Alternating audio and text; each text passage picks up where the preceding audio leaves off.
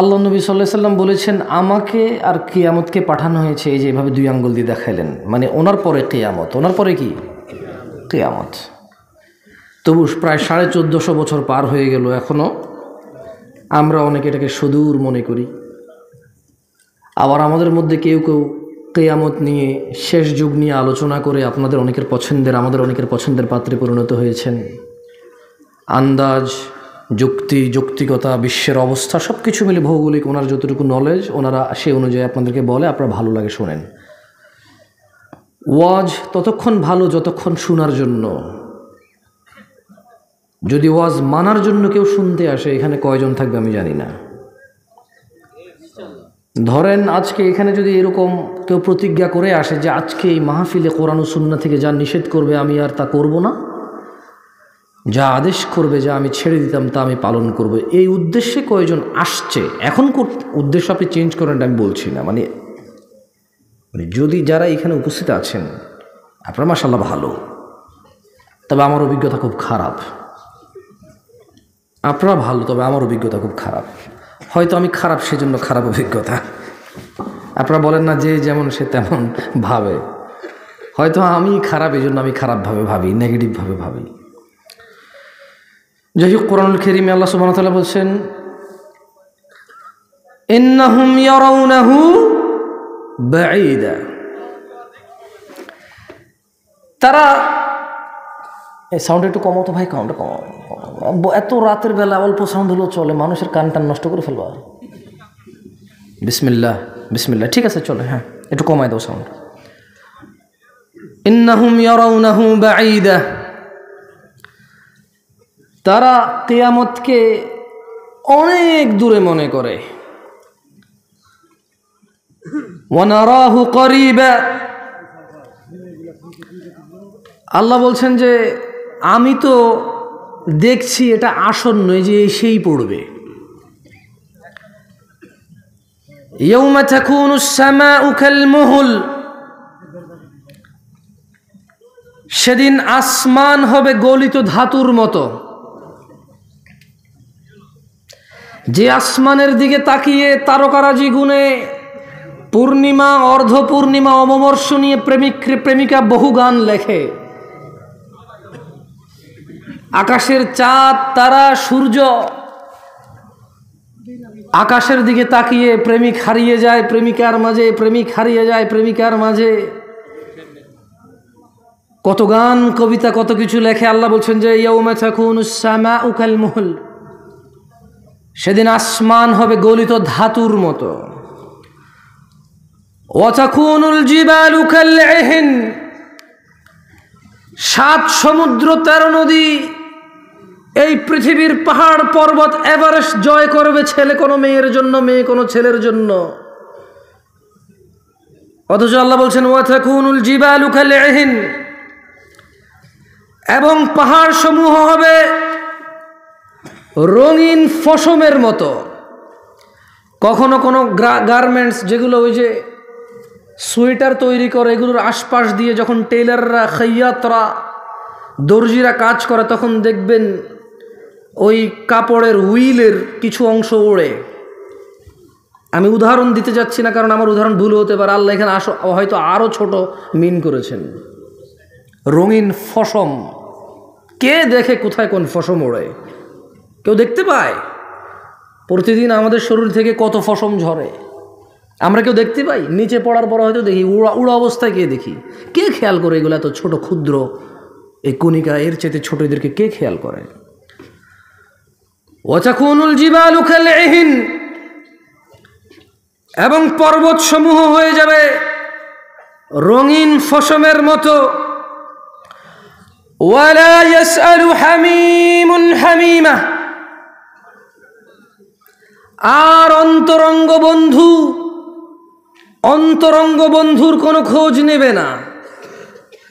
ওই যে ছেলেটা আজকে বন্ধুর জন্য বের হয়ে পড়ে, বাবা মায়ের কথা অমান্য করে, পড়াশোনায় মনোযোগী নয়, শুধু বন্ধুদের আড্ডায় আড্ডায় আড্ডায়, কোথায় মারামারি করতে হবে, কোথায় নেশা করতে হবে, কোথায় কোন মেয়ে তুলে আনতে হবে, কোথায় কোন বন্ধুর চিঠি আদান প্রদান করতে হবে, কোথায় বন্ধুর পক্ষ হয়ে মিথ্যা সাক্ষী দিতে হবে, কোথায় বন্ধুরা মিলে সিনেমা, নাটক, গান, এইসব কনসার্ট, এইদিকে মেতে উঠবে। ওয়ালা ইয়াসআলু হামিমুন হামিমা, সেদিন কোনো অন্তরঙ্গ বন্ধুর খোঁজ নেবে না। ইউবাসসিরুনহুম, তাদেরকে একে অপরের দৃষ্টিগোচর করা হবে। ইয়াওয়াদ্দুল মুজরিমু লাউ ইফতাদি মিন আযাবি ইয়াওমাইযিন বিবানি, ইয়াওয়াদ্দুল মুজরিমু লাউ ইফতাদি মিন আযাবি ইয়াওমাইযিন বিবানি, অপরাধী চাইবে, জুয়াখোর, মদখোর, নেশাখোর, ডাকাত, চোর, দুর্নীতিবাজ, ঘুষখোর, সুদখোর, মুশরিক, কাফের, মুনাফিক, বেঈমান, নর্তকী, গায়কী, ধোঁকাবাজ, মক্কার, গদ্দার, ডাকাত, মিথ্যুক, বাবা মায়ের সাথে অন্যায়কারী, মানুষের হক নষ্টকারী, মানুষের উপর জুলুমকারী, জালেম, এক কথায় পৃথিবীর যত অপরাধী আছে। ইয়াওয়াদ্দুল মুজরিমু লাউ ইফতাদি মিন আযাবি ইয়াওমাইযিন বিবানি,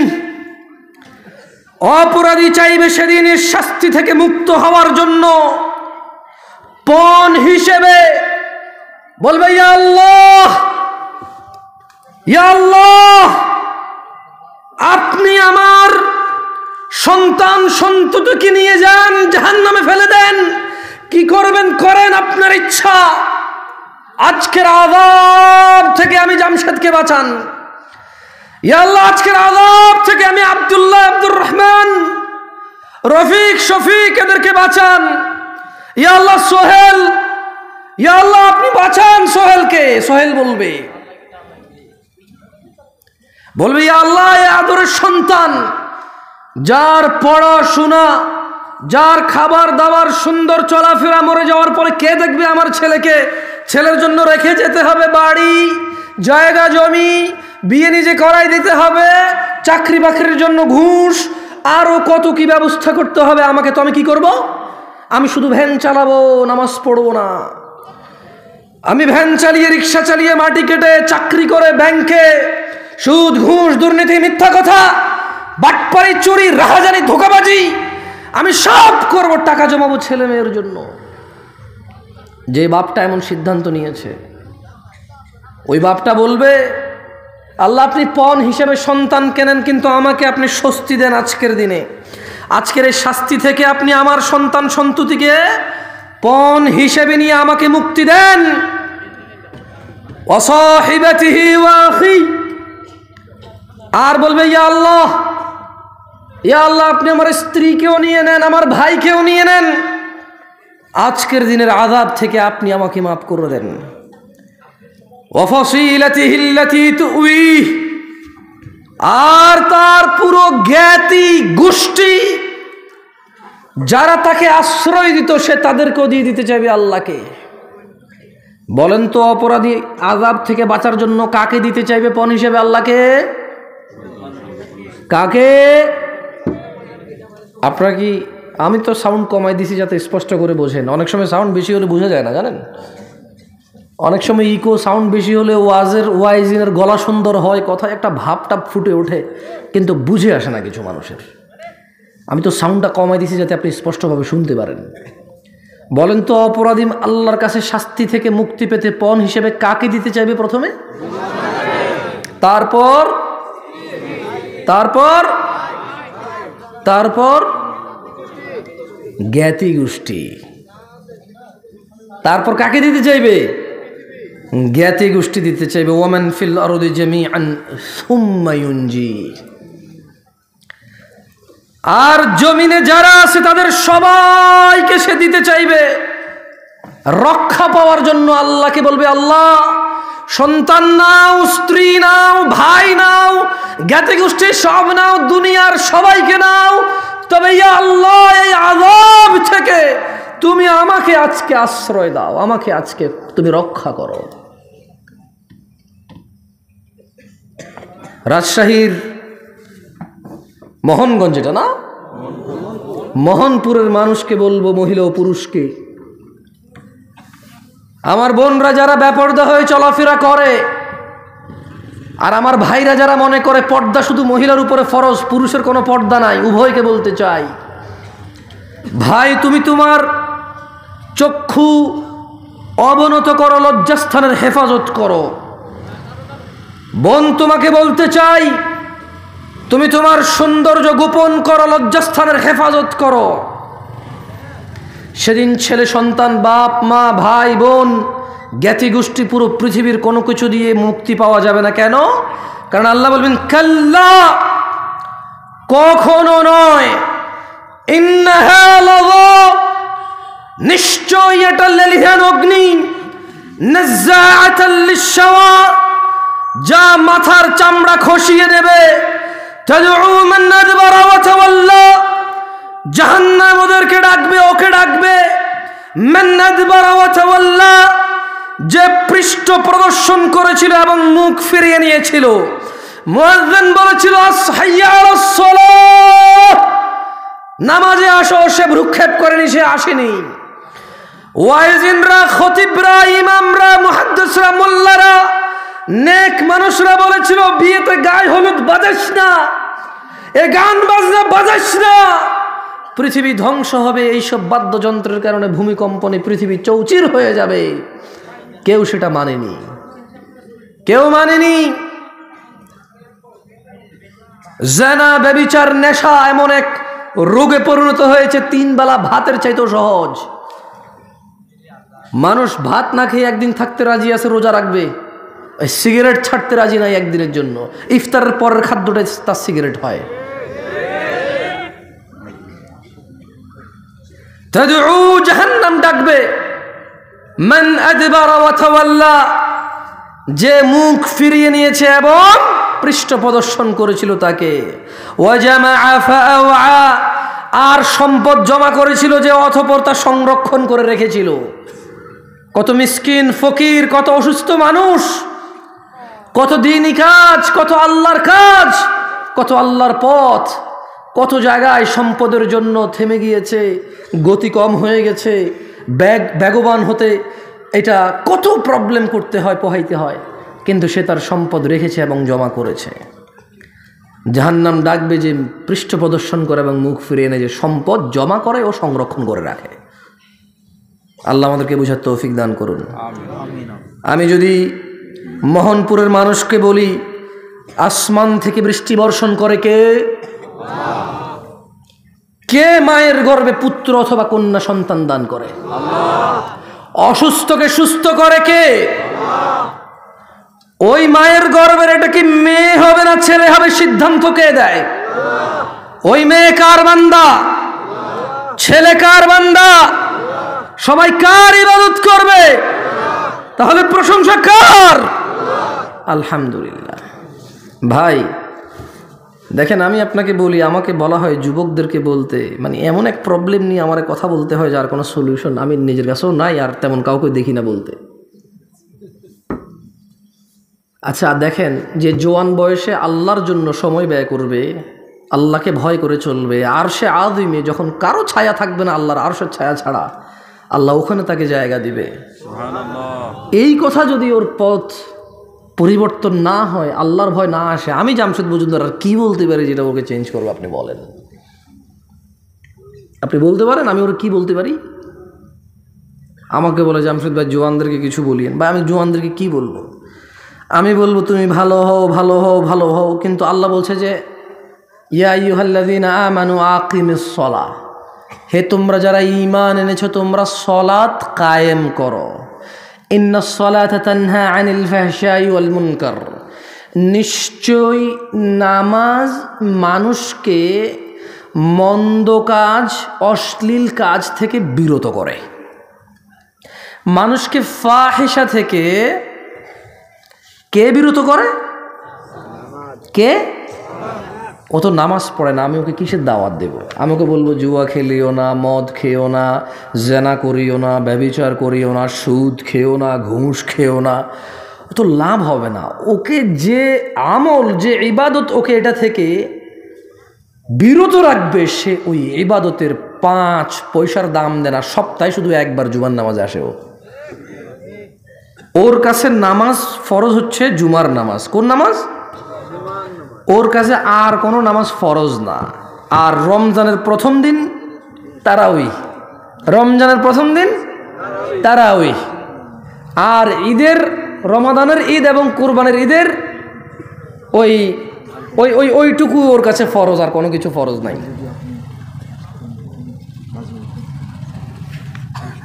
আমি আপনাদের বিরক্ত করব না, আমি সলাত নিয়ে সামান্য একটু কথা বলে আমি ফজিলতুল শেখ ডক্টর মুজাফফর বিন মোহসেন হাফিজুল্লাহকে আবার এখানে আমন্ত্রণ করব।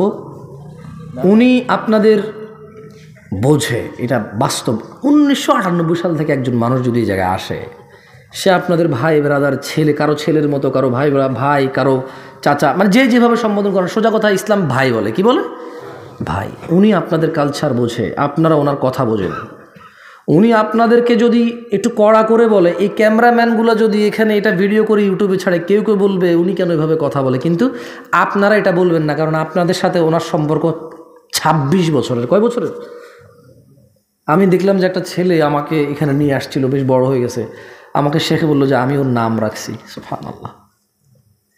তাহলে উনি যদি আপনাদেরকে ধমক দিয়ে বলে, শক্ত করে বলে, এটা কি উনি আপনাদের সংশোধনের জন্য শাসন করছে না ঘৃণা করছে বলতে পারেন? একটা মানুষ যদি 26 বছর থেকে এখানে আসে দিনের কাজে, শাসন করার অধিকার পায় কিনা? পায়। কিন্তু এই যে ক্যামেরা, এগুলো যারা রেকর্ড হবে, এগুলো ছাড়লে বলবো যে উনি এভাবে কেন বলে, আমাদের কাছে তো কড়া মনে হয়। আরে ভাই, তুমি ক্যামেরায় শোন, উনি তোমাকে বলে নাই। তুমি কোথায় বসে কোথায় কি শুনতেছো, উনি তো তোমাকে বলেই নাই এটা। উনি তো এখানে যাদেরকে বলছে কারো খারাপ লাগে নাই। আমি কি ঠিক বুঝতে পারছি উস্তাদ? আমি ঠিক করতে পারছি না? আজকে কিন্তু আপনার আলোচনা শোনার জন্য আসছে, আমার আলোচনা শোনা আসছে। আমরা জ্ঞান গর্ভ আলোচনা শুনবো, এবারে যেই করে যারটা আমাদের উপকার আসবে, ঠিক না? আমরা ব্যক্তি বুঝি না, আমরা দিন বুঝি। কি বুঝি? যে বড় তার প্রাধান্য বেশি, যে বেশি জানে সে বেশি বলবে, যে কম জানে সে কম বলবে। এটাই হওয়া উচিত বক্তব্যের মাপকাঠি। আল্লাহ আমাদেরকে বুঝার তৌফিক দান করুন। عن أبي هريرة رضي الله عنه قال قال رسول الله صلى الله عليه وسلم আবু হুরায়রা রাদিয়াল্লাহু আনহু থেকে বর্ণিত, তিনি বলেন আল্লাহ নবী সাল্লাল্লাহু আলাইহি ওয়াসাল্লাম বলেছেন, কুল্লু উম্মতি ইয়াদখুলুনাল জান্নাহ, আমার সমস্ত উম্মত জান্নাতে যাবে, ইল্লা মান আবা, আবা ব্যতীত। ওনার কতজন উম্মত জান্নাতে যাবে? একটু বলিয়ে আমার সাথে সাথে, ঠান্ডা আপনাদেরও লাগতেছে, আমারও হালকা লাগতেছে, তাহলে সবাই একটু ওয়ার্ম আপ হলাম, কেমন? আল্লাহর নবীর কতজন উম্মত জান্নাতে যাবে? ইল্লা মান আবা, আবা ব্যতীত সবাই জান্নাতে যাবে। ক্বালু ওয়া মান ইয়াবা ইয়া রাসূলুল্লাহ সাল্লাল্লাহু আলাইহি ওয়াসাল্লাম, সাহাবারা বললেন, ইয়া রাসূলুল্লাহ, আবাকে? তিনি সাল্লাল্লাহু আলাইহি ওয়াসাল্লাম বললেন, মান আতাআনি, যে আমার অনুগত্য করে, দাখালাল জান্নাহ, ওয়া মান আসানি, যে আমার অবাধ্য হবে, যে আমায় অস্বীকার করবে, সেই হলেন কি? আবা। আমরা সবাই জান্নাতে যেতে চাই, আল্লাহ আমাদের কবুল করুন। তাহলে জান্নাতে যেতে হলে কি হতে হবে? আল্লাহর নবীর উম্মত হইতে হবে। আল্লাহর নবীর কি হইতে হবে? উম্মত হইতে হবে। আর আল্লাহর নবীর উম্মত হইতে হলে অনুসরণ কাকে করতে হবে? সাল্লাল্লাহু আলাইহি ওয়াসাল্লাম। সালাতের গুরুত্ব নিয়ে যদি আমি কথা বলি আপনাদের, এখানে আপনাদের যেটা বুঝতে পারতেছি, মাশাআল্লাহ, এই এলাকার মানুষের ঈমান আকীদা ভালো, পরিষ্কার পরিচ্ছন্ন, এটাতে কোনো সন্দেহ নাই। শিরক বিদআত থেকে আপনারা অনেকাংশে মুক্ত, আমি যেটা অনুভব করছি আপনাদের সামনে কথা বলে। তবে আপনাদেরও কিছু ভুল ধারণা ভাঙতে চাই। এ পৃথিবীতে শুধু মূর্তি পূজা করলেই শিরক হয় না, এই পৃথিবীতে শুধু মাজার পূজা করলেই শিরক হয় না, এই পৃথিবীতে শুধু আল্লাহ ব্যতীত অন্যের কাছে সন্তান চাইলে, অন্যের কাছে রিজিক চাইলে, সুস্থতা চাইলেই যে শিরক হয়, মানে এগুলো শিরক। কিন্তু শুধু এগুলো শিরক তা না। আপনি কোরআন ও সুন্নাহ যখন ভালো করে পর্যালোচনা করবেন তখন আপনি দেখবেন নামাজ ত্যাগকেও কোনো কোনো অংশে শিরিক বলেছে। বেনামাজি আমরা আছি কিনা একটা পরীক্ষা হয়ে যাক, দিবেন? তবে এই যে ক্যামেরাম্যান, তোমাদেরকে বলি, তোমাদের ক্যামেরা যেদিকে ঘুরানো আছে এদিকেই থাক, তোমরা কারো দিকে ঘুরাইও না, কেমন? ওকে? কারণ আমি চাই না কেউ অপমান হোক। আর আপনারা যেদিকে তাকায় আছেন ওই দিকেই তাকিয়ে থাকেন, কেউ কারো দিকে তাকায়েন না, কেমন? ঠিক আছে? কারা কারা আজকে ঈশার নামাজ পড়েন নাই, মিথ্যা বলিয়েন না, গোপন করিয়েন না, হাত তোলেন। এটা শিক্ষণীয় বিষয়। ভাইয়া সবর, আমি বলি না যে পড়বেন না, আমি বলি যে পড়েন নাই কি, আমি বলি না যে কারা কোনোদিন পড়বেন না এখান থেকে যাইয়া পড়বেন, আমি এরকম বলি নাই তো। ভাই শোনেন, বাংলাদেশের রাজধানী কোথায়? কি টাঙ্গাইল হয়ে ঢাকা নাকি শুধু ঢাকা? তো আপনি টাঙ্গাইল হয়ে ঢাকা বললে এটাকে বলার কি আছে? টাঙ্গাইল থাকবে, মধ্যখানে সিরাজগঞ্জ থাকবে, বহুত কিছু থাকবে, কিন্তু রাজধানী কোথায়? আমি ওইরকম জবাব চাই ভাই। কারা কারা এইসব পড়েন নাই আজকে? না না, আরো আছেন, শর্মায়েন না, বলেন না। আরে আছেন, থাক, কেউ কারোর দিকে তাকায়েন না। সুবহানাল্লাহ। এই তোমরা ক্যামেরা ঘুরে আমাদের দিকে, দেখছেন? দেখছেন? আপনারা নিশ্চিত যে আপনারা জান্নাতি। কেন জানেন? কারণ আপনারা শুনেছেন যে যে শিরিক করে না সে জান্নাতে যাবেই যাবে। Right or wrong? যার ভিতরে অনুপরিমাণে ঈমান আছে সে কোথায় যাবে? জান্নাতে যাবে। এটা আপনারা জানেন।